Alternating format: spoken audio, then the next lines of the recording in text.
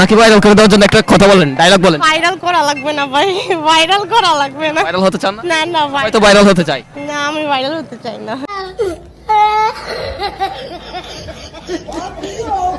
কখন আসছেন? সকালে আসছি আজকে।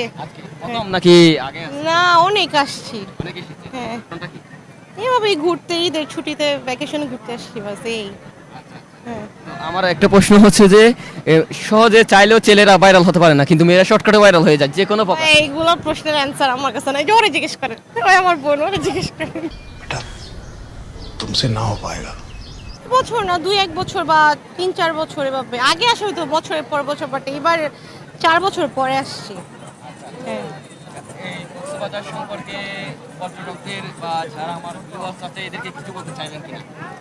এটা আপনার তো বিশেষ কোনো অভিজ্ঞতা যা এটা তো মানে একটা থেরাপির মতো না, যে বাংলাদেশের আমাদের মানে ওয়ার্ল্ডের সবচেয়ে লংগেস্ট সি বিচ এটা, তো সবারই এখানে আইসা দেখা উচিত একবার হলো।